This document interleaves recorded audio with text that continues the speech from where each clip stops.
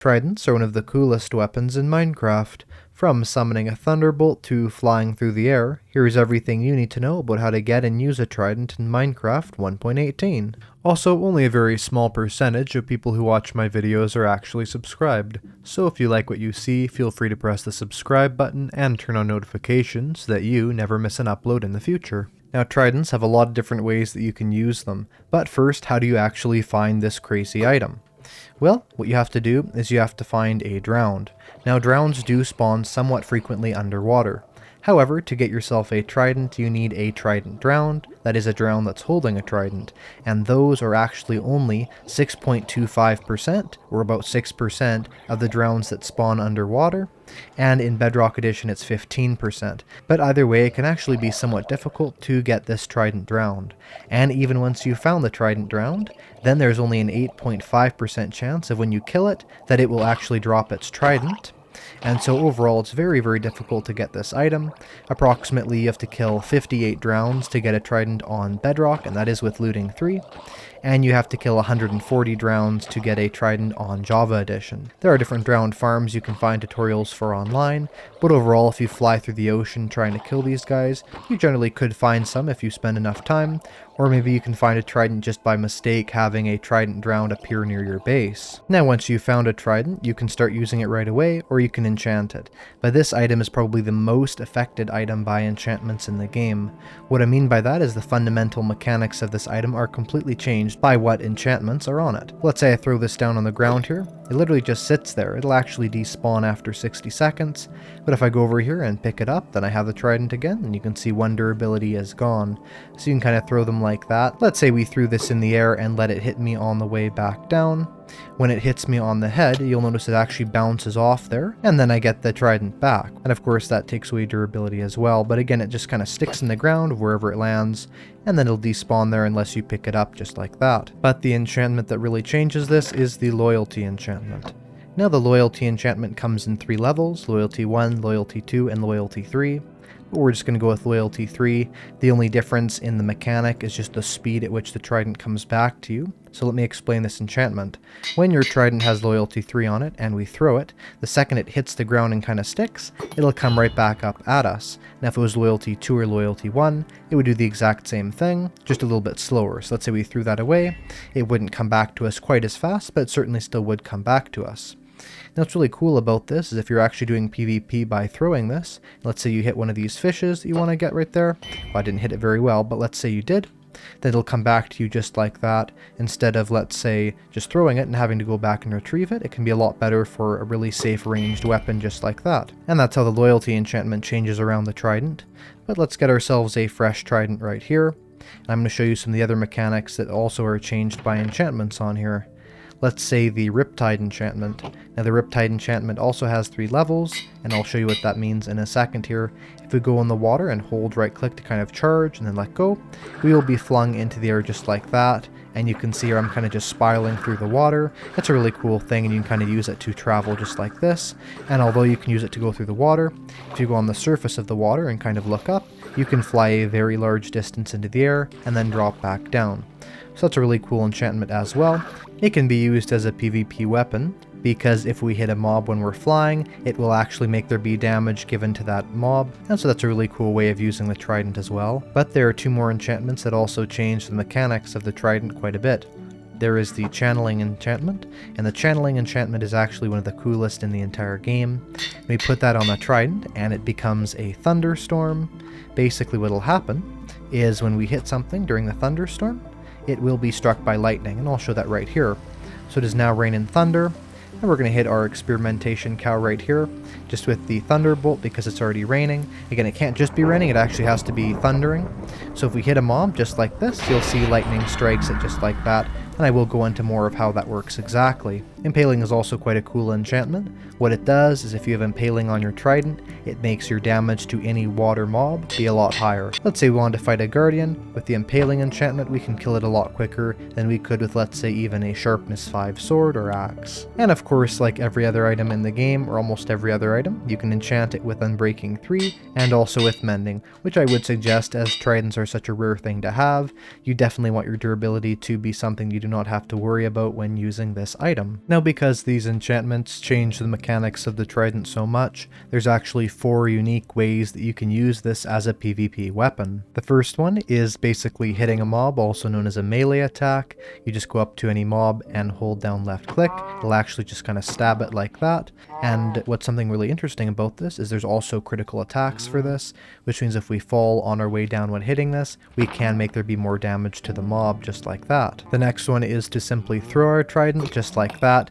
It hits a mob, and then of course if we don't have loyalty, we have to pick up the trident again. So that's a really interesting use of the trident there too, as a ranged weapon. Now the next one is with lightning, and what's really interesting is that if we hit a mob with this during a thunderstorm, of course thunder will go down and strike the mob that we hit, which is very, very useful for PvP, but it actually also works with lightning rods, just like that. If we hit a lightning rod with our trident right there, it'll make a thunderbolt strike it just like that. Just be careful when you're standing next to a lightning rod not to get shocked to death. Also, this does work with literally any entity in the game, so that could mean mobs like cows, or that could even mean something as harmless as an item frame. If we throw the trident at that, you'll see lightning will strike that as well. Something like an armor stand would work as well. So you can definitely use this to have thunder strike wherever you want it to, without necessarily having it hit a mob. But you can do that, or you can use lightning rods, and whatever you want. This is certainly a good way of having PvP in the game, because by summoning a lightning bolt, you can definitely inflict a lot of extra damage on a player or a mob. The last one is hitting a mob with Riptide. So if you go under the water, of course charge your trident and go towards a mob like that, you can hit the mob, making damage go to it, just like that. Now, a common misconception is that if you have something else in your offhand, that it'll also make the effect even greater. But that's not actually true. So let's say we were going to get ourselves a netherite sword and put that in our offhand just like this, and then basically fly just like that.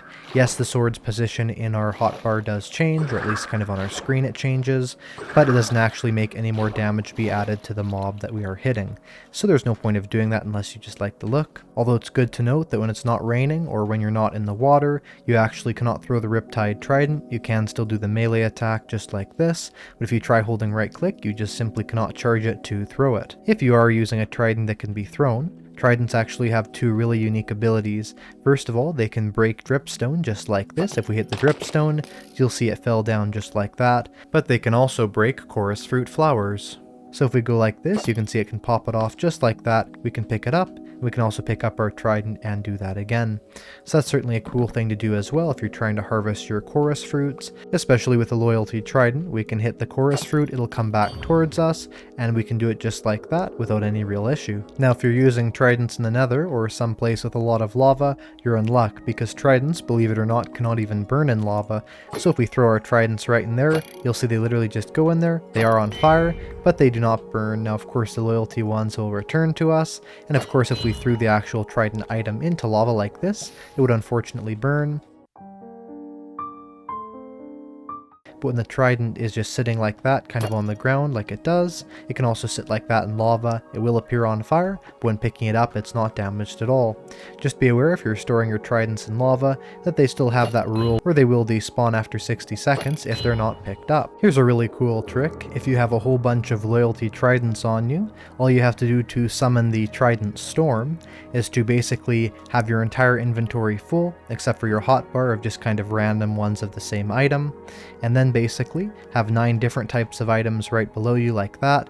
So every single time you throw a trident, you pick up one of the items, throw a trident, and just go through here throwing all the tridents just like that, and all the tridents will fly back to you, but they literally cannot get into your inventory because it's completely full. So you have this very strange trident effect where they're literally flying around you just like this. It's very odd as they kind of follow you like that, but you can make this cool Trident Storm effect. Let's say if you have a massive amount of tridents, you could continue this effect with every single inventory space that you have, and basically have an absolutely massive Trident Storm following you. Just be aware that this can cause quite a bit of lag, and unfortunately these tridents do not damage any mobs that they touch. But upon removing an item from our inventory, we can pick them up just like that, or by going like this. Also, I would say one of my favorite uses of the tridents is as transportation. You can really just hold down right click and fly through the water just like this. If you have Riptide on your trident, it's a super cool way of going through the water and kind of as a transportation method. And what's even more awesome is if you have a pair of elytra, you put them on like this, you kind of go to the surface of the ocean, you hold right click, you can fly up into the air, activate your elytra, and fly just like that. And better yet, you don't actually have to be in the ocean. If you are in even one single block of water and you do this, you can still fly up into the air just like that and slowly glide down. This is a really awesome way of having a propelling source for elytra without having to have fireworks if you're in the, let's say, ocean or something like that, or if you just bring a bunch of water buckets or ice blocks with you to be able to fly really easily just like that. But what makes this effect incredibly fun is if it's raining, because when it's raining, not only does this work underwater just like this, but it also works above the water just like that. And although you can technically fly through the air just like this without having elytra, it is incredibly dangerous, as when you get to falling down, you fall down very quickly, so it's hard to do that. With elytra on, we can completely change that, so basically flying through the air and holding space like that with our elytra enabled, we can then fly, and we can actually get up to an insane amount of speed just by holding down right click and flying around just like this.